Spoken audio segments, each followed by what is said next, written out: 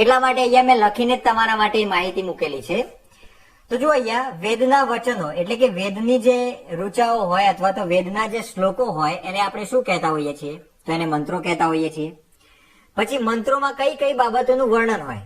તો મંત્રોની અંદર કાં તો સ્તુતિ હોય, કાં તો કોઈ બાબતનું વર્ણન હોય, અથવા તો કોઈ પ્રાર્થના હોય, અથવા તો કોઈ તત્વજ્ઞાન હોય. આ 4 વિષય ઉપર વેદના મંત્રો આધારિત હોય છે. બરાબર?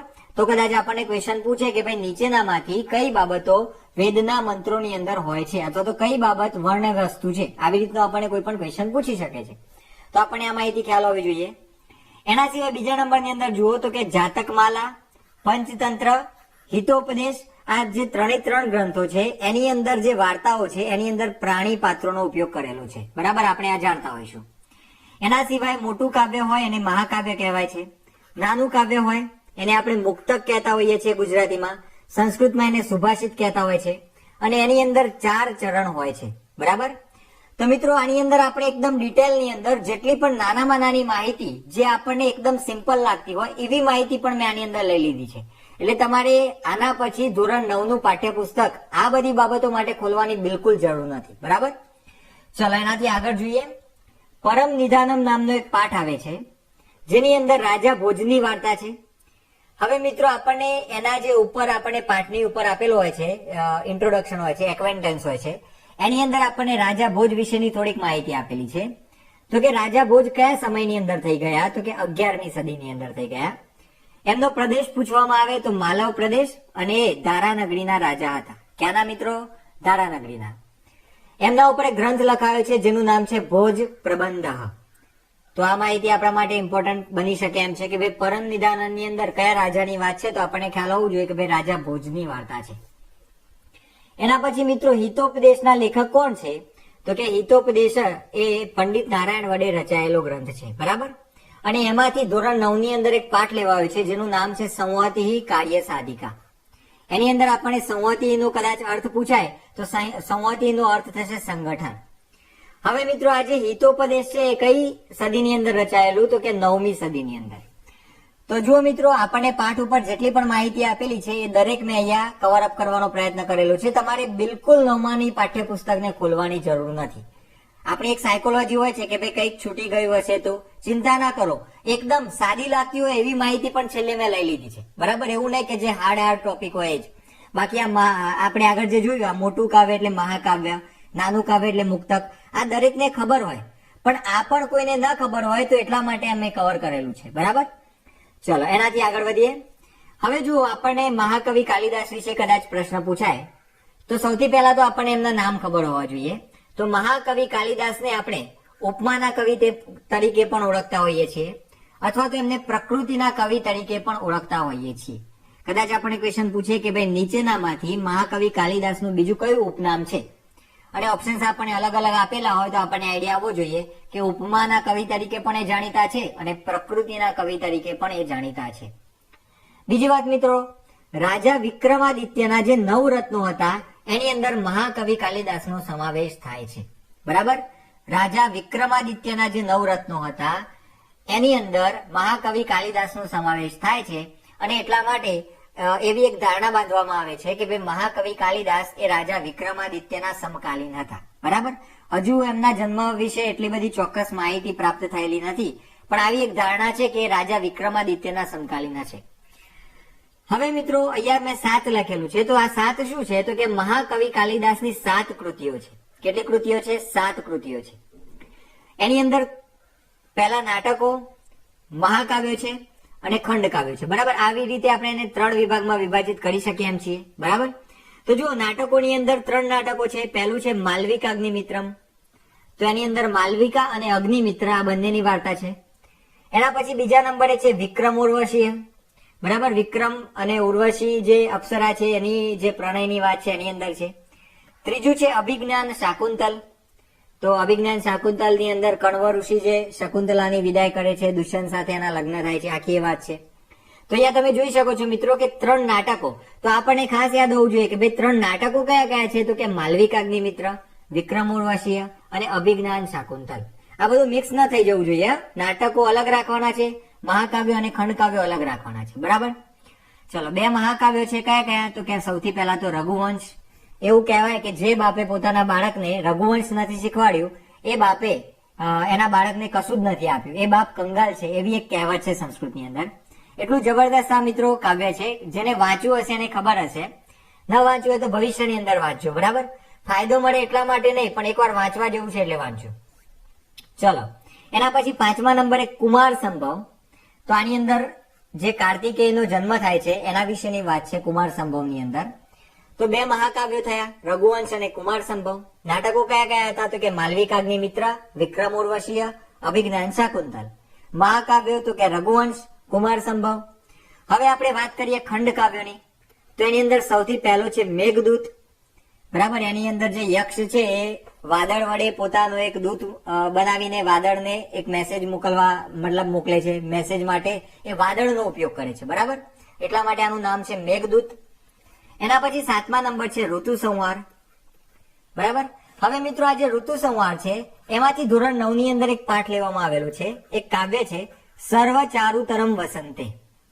તો આ સર્વ ચારુતરમ વસંતે ની અંદર ઋતુ સંહારમાંથી લેવાયેલું છે અને એની અંદર વસંતનું વર્ણન છે. આ કાવ્યની અંદર કેટલા પદ્યો છે? કે ટોટલ 5 પદ્યો, એટલે કે 5 શ્લોકો, 5 સુભાષિતો જેવું છે. બરાબર, તો જો આટલી માહિતી આપણે ધોરણ 9 ના પરિપ્રેક્ષ્યની અંદર કાલિદાસ માટે યાદ રાખવાની થશે. બરાબર, આનાથી વધારે બિલકુલ જરૂર નથી. ઘણા બધા લોકો એટલું બધું ડિટેલમાં ભણાવી લે છે, પણ મિત્રો તમે જૂના પેપર્સ ફંફોરશો તો ખબર પડશે કે 2015 અને 2017 ના પેપરોમાં તો એક પણ ક્વેશ્ચન ધોરણ 9 માંથી આવી રીતે ફેક્ચ્યુઅલ ડેટામાંથી પૂછેલો જ નથી. પણ આ તો આપણે જો આવનારી પરીક્ષામાં પૂછે છે તો આપણને આવડવું જોઈએ એટલા માટે જોઈ રહ્યા છીએ. બરાબર, એટલે એટલું બધું ડિટેલની અંદર આપણે જવાની બિલકુલ જરૂર નથી, એટલે ચિંતા નહીં કરવાની. કદાચ કોઈ મોક ટેસ્ટ કાઢતું હોય અને એની અંદર આવી રીતના બેતુકા ક્વેશ્ચન્સ કાઢે અને આપણને ના આવડે તો ટેન્શન નહીં લેવાનું કે ભાઈ આપણી તૈયારી હજુ અધૂરી છે, વધારે પડતી કાચી છે, એવું નહીં માનવાનું. બરાબર, ચલો હવે આગળ વધીએ. જો મિત્રો ધોરણ 9 ની અંદર બીજો એક પાઠ છે કાશાયાણામ કોપરાધ. બરાબર, વસ્ત્રોનો શું દોષ, આવો એક પાઠ આવે છે જેની અંદર ગાંધીજી અને સ્વામી સત્યદેવના પ્રસંગની વાત કરેલી છે. અને આ પ્રસંગ મૂળ ગુજરાતીમાં લખાયેલો છે. કોના દ્વારા? તો કે કાકા સાહેબ કાલેલકર દ્વારા લખાયેલો છે. બરાબર, જેનું અહીંયા અનુવાદ કર્યું છે. હવે તમને પ્રશ્ન થશે કે ભાઈ એના અનુવાદકનું નામ, તો કે ધોરણ 9 ની બુકની અંદર આપણને એના અનુવાદકનું નામ આપેલું નથી, એટલે આપણે યાદ કરવાનું થતું નથી. બરાબર, તો કાશાયાણામ કોપરાધા ગાંધીજી અને સ્વામી સત્યદેવની વાર્તા છે. એની અંદર કાકા સાહેબ કાલેલકરે એને ગુજરાતીમાં લખ્યું છે અને એનો અનુવાદ કરીને એને સંસ્કૃતમાં આપણને ધોરણ 9 ની પાઠ્યપુસ્તકમાં આપેલું છે. બરાબર, ચલો એના સિવાય એક પાઠ છે ઉપકાર હતસ્થ કર્તવ્ય. ઉપકાર હતસ્થ કર્તવ્ય. હવે મિત્રો આ જે છે એ ક્યાંથી લેવામાં આવેલું છે? તો કે આ જે પાઠ છે એ મૃચ્છકટિકમ નામનો જે ગ્રંથ છે એમાંથી લેવામાં આવેલું છે. હવે મિત્રો આ જે મૃચ્છકટિકમ છે એ કોના દ્વારા લખાયેલું છે? પહેલો જ પ્રશ્ન, તો કે મહાકવિ શુદ્રક વડે. બરાબર, કોના વડે? તો કે મહાકવિ શુદ્રક વડે રચાયેલું છે. એની અંદરના જે પાત્રો છે એમાં એક ચારુદત્ત નામનો વ્યક્તિ છે, જે અદાણીની જેમ પહેલા બહુ પૈસાવાળો હોય છે, અત્યારે પણ અદાણી છે જ, પણ પહેલા એ પૈસાવાળો હોય છે અને પછી એની ધીમે ધીમે પડતી થાય છે, એનું જે ધન હોય છે ક્ષીણ થાય છે અને એ દરિદ્ર બની જાય છે. તો એની જે વાર્તા છે એ છે. એની અંદર નાયિકા એટલે હિરોઈન છે વસંત સેના, જે એક ગણિકા છે. બરાબર, ગણિકા એટલે આપણી ભાષામાં બાર ડાન્સર્સ કહી શકીએ છીએ. બરાબર, એની અંદર ચલો રાજાનો સાળો. તો રાજાનો સાળો જે શકાર છે આની અંદર વિલન છે. બરાબર, તો આટલું યાદ રાખવાનું છે આની અંદર કે ભાઈ ચારુદત્ત, નાયિકા વસંત સેના અને રાજાનો જે સાળો છે કે જે વિલનનો રોલ ભજવે છે એ છે શકાર. અને આ લખાયું કોના વડે? તો કે મહાકવિ શુદ્રક વડે. બરાબર, અને એમાંથી આ જે ઉપકાર હતસ્થ કર્તવ્ય એ આપણને એમાંથી લેવામાં આવેલું છે. ક્લિયર? ચલો એનાથી આગળ વધીએ. એક પાઠ આવે છે દૌવારિકસ્ય સેવાનિષ્ઠા. હવે મિત્રો આ જે દૌવારિકસ્ય સેવાનિષ્ઠા છે આ કોના વડે લખાયેલું છે? તો કે પંડિત અંબિકા દત્ત વ્યાસ વડે લખાયેલો છે. કોના વડે? તો કે પંડિત અંબિકા દત્ત વ્યાસ વડે. એમનો જન્મ જોઈએ તો રાજસ્થાનમાં થયેલો, વારાણસીમાં અભ્યાસ કરવા માટે ગયેલા અને એમને એક આધુનિક ઉપન્યાસ લખ્યો જેનું નામ છે શિવરાજ વિજય. અને આ શિવરાજ વિજયની અંદરથી આપણને આ દૌવારિકસ્ય સેવાનિષ્ઠા આ જે પાઠ છે એ લઈને આપણને આપેલું છે. ક્લિયર? તો કોણ છે આના લેખક? પંડિત અંબિકા દત્ત વ્યાસ. જો મિત્રો આપણા જે સંસ્કૃતના ધોરણ 9 ના જે પાઠ છે, જે પદ્ય છે અથવા ગદ્ય છે, એના લેખકોના નામ બહુ ઓછા આપ્યા છે.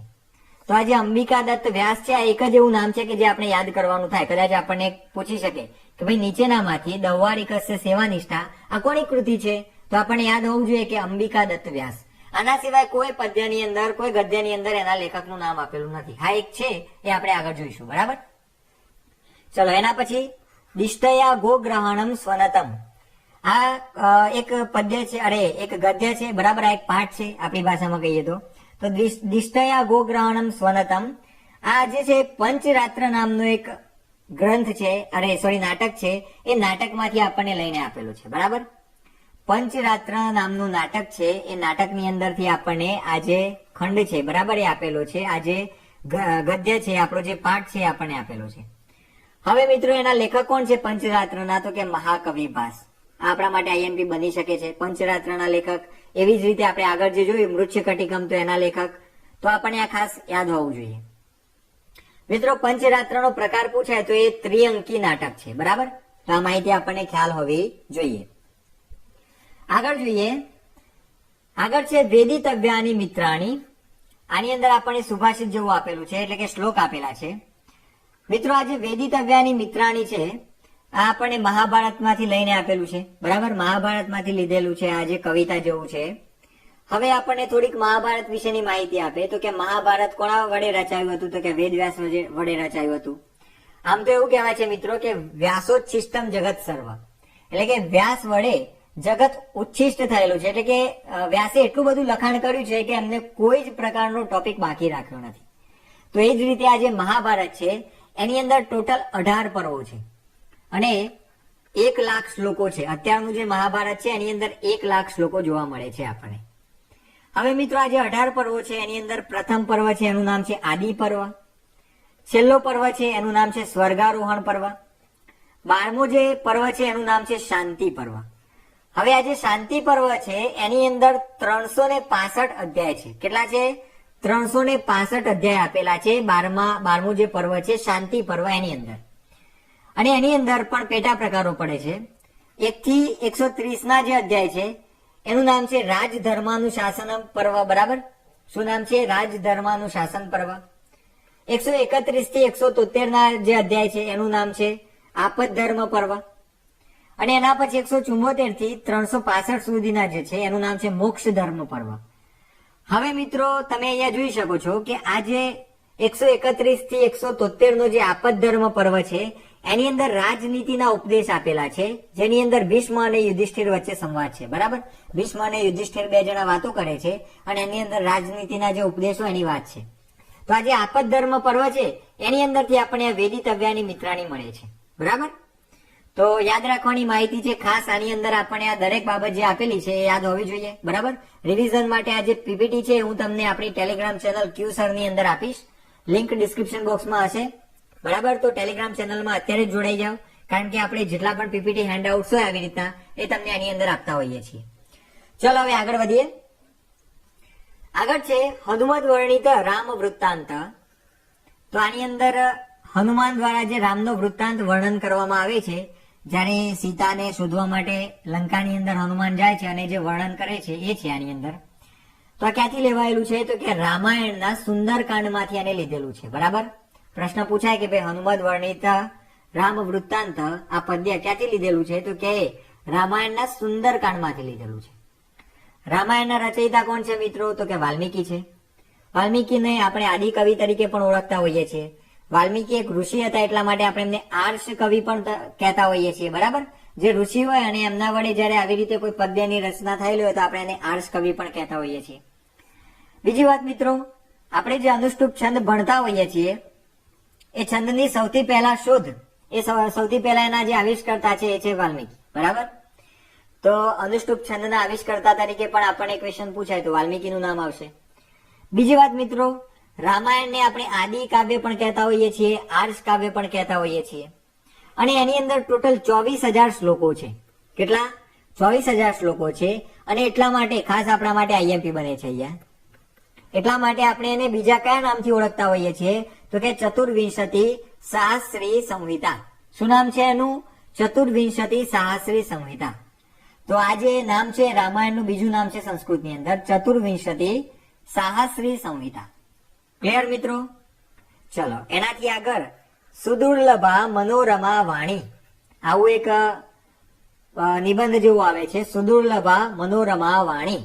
તો આ જે નિબંધ છે એ પ્રસ્તાવ તરંગિણી માંથી લીધેલો છે. ક્યાંથી લીધો છે? પ્રસ્તાવ તરંગિણી માંથી.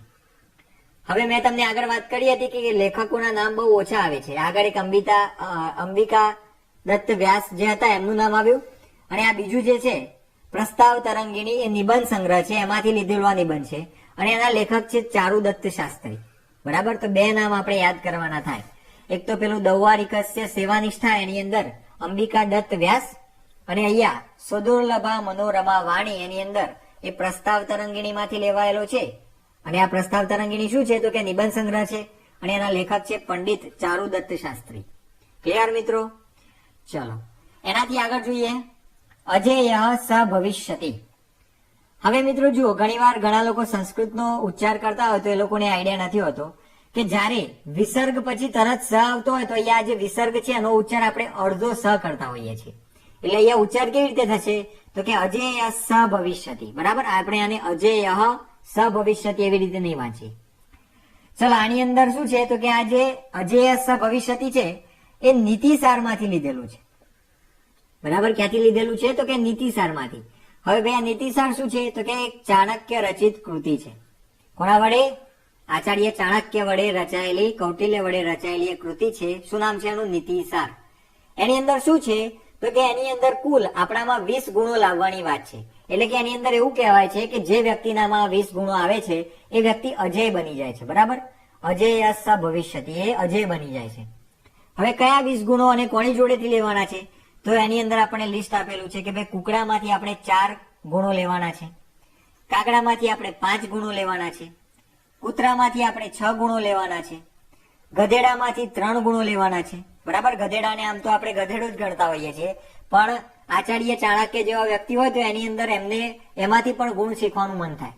તો શિક્ષક કેવો હોવો જોઈએ? કે એની ઓલવેઝ જિજ્ઞાસા રહેતી હોવી જોઈએ, કોઈની જોડેથી એ શીખતો રહેતો હોવો જોઈએ. બરાબર? તો એ સાચા અર્થમાં શિક્ષક કહી શકાય. ચલો એનાથી આગળ સિંહ જોડેથી 1 ગુણ લેવાનું છે, અને છેલ્લે બગલા પાસેથી 1 ગુણ લેવાનું છે. બરાબર? તો એવી રીતે તમે ગણશો તો 4, 5, 9, 9 ને 1 10, 10 ને આ 4 એટલે 14, અને 6 એટલે 20. આવી રીતે આપણે ટોટલ 20 ગુણો અલગ અલગ જે પ્રાણીઓ છે એમની પાસેથી લેવાના છે. એવી વાત અહીંયા નીતિસાર માંથી જે લીધેલો અજેય સ ભવિષ્યતિ છે એની અંદર કરે છે. બરાબર? ચાણક્ય આપણને વાત કરેલી છે. તો આ જે કૃતિ છે એને યાદ કરી લેજો. ચલો એનાથી આગળ બિલસ્ય વાણી ન કદાપી મેં શ્રુતા. આની અંદર પેલી વાર્તા છે કે ભાઈ સિંહ હોય છે, શિયાળની બખોલમાં જઈને છુપાઈ જાય છે, અને અંદરથી જયારે શિયાળને સિંહના પગલા દેખાય છે કે ભાઈ અંદર સિંહ ગયેલો છે, તો પછી એ બહારથી પૂછે છે, એ યુક્તિ કરે છે કે ભાઈ ગુફાને પૂછે છે કે ભાઈ આજે ગુફા તે મારું સ્વાગત કેમ ના કર્યું એમ. તો પછી એ વખતે સિંહને એવું લાગે છે કે ભાઈ આ ગુફા તો બોલતી હશે, અને પછી એ વખતે એને સામે રિપ્લાય કરે છે કે ભાઈ આવી જાય એમ અંદર. તો પછી એ વખતે આને કન્ફર્મ થઈ જાય છે કે ઓકે અંદર સિંહ છે, અને પછી ત્યાંથી એ ભાગી જાય છે. તો આ જે આખી વાર્તા છે એ પંચતંત્ર માંથી લીધેલી છે. પંચતંત્ર બનાવવા પાછળનો હેતુ શું હતો? તો કે રાજા અમર શક્તિના 3 એવા દીકરા હતા કે જેમનો આઈક્યુ લેવલ એકદમ ઓછો હતો. આપણી બીએડની ભાષામાં તમને કહેવાનું હોય તો આપણે એવું કહી શકીએ કે ભાઈ ધીમા શીખવા વાળા, એટલે કે મંદ અધ્યતા હતા, એવું આપણે એને કહી શકીએ છીએ. બરાબર? તો એ મંદ અધ્યતા હતા, એમને હવે ફટાફટ 6 માસની અંદર કુશળ બનાવવાના હતા, એમને રાજ્ય પર બેસાડવાના હતા. તો 6 માસમાં કુશળ બનાવવા માટે શું કરવું? તો એટલા માટે પંડિત વિષ્ણુ શર્માએ આજે પંચતંત્ર નામનો ગ્રંથ છે એની રચના કરી. હવે આ જે પંચતંત્ર છે એને આપણે પંચતંત્ર શા માટે કહીએ છીએ? તો કે એની અંદર 5 તંત્રોની વાત કરેલી છે. બરાબર? કયા 5 તંત્રો? તો પહેલું છે મિત્ર ભેદ, બીજું છે મિત્ર પ્રાપ્તિ, ત્રીજો છે કાકોલુકીય, અને એના પછી છે લબ્ધ પ્રણાશ, અને સૌથી છેલ્લો 5મો પ્રકાર છે અપરીક્ષિત કારકમ. બરાબર? તો આ જે 5 તંત્રો છે, આ 5 તંત્રોની અંદર અલગ અલગ વાર્તાઓ છે જેની અંદર પ્રાણી પાત્રોનો ઉપયોગ કરેલો છે, અને એ બધી અલગ અલગ વાર્તાઓ આ 5 તંત્રોની અંદર વિભાજિત છે. એટલા માટે આપણે આનું નામ પંચતંત્ર પાડેલું છે. ક્લિયર છે મિત્રો? તો આજના વિડીયોની અંદર આપણે ધોરણ 9 ની અંદર વિશેષ માહિતી જે આપેલી છે કે જેમાંથી ક્વેશ્ચન પૂછાઈ શકે, અને જેના માટે તમારે વારે વારે પુસ્તક ખોલવું પડે એવી દરેક માહિતી મેં અહીંયા લઈ લીધી છે. એટલે તમારે હવે ધોરણ 9 નું પાઠ્યપુસ્તક ખોલવાની બિલકુલ જરૂર નથી. હા, વ્યાકરણ માટે ખોલો તો ઓકે છે. વ્યાકરણ કદાચ તમારે વાંચવું હોય તો તમે જોઈ શકો છો. બાકી એના સિવાયની આ જે માહિતી હોય છે પાઠના ઉપરની, એના માટે તમારે ધોરણ 9 નું પાઠ્યપુસ્તક ખોલવાનું થતું નથી. ક્લિયર છે મિત્રો? આ પીપીટી હું તમને આપણી ટેલિગ્રામ ચેનલ લિંક ડિસ્ક્રિપ્શન બોક્સમાં છે. વિડીયો સારો લાગ્યો હોય મિત્રો તો વિડીયોને લાઈક કરજો અને આ જ રીતે આપણી ચેનલ સાથે જોડાઈ જાઓ. બેલ આઇકનને પ્રેસ કરી દો જેથી આપણે જેટલા પણ વિડીયોઝ અપલોડ કરીએ એના નોટિફિકેશન યુટ્યુબ તમને પર્સનલી આપી જાય. તો મળીશું નેક્સ્ટ વિડીયોની અંદર. Thank you very much.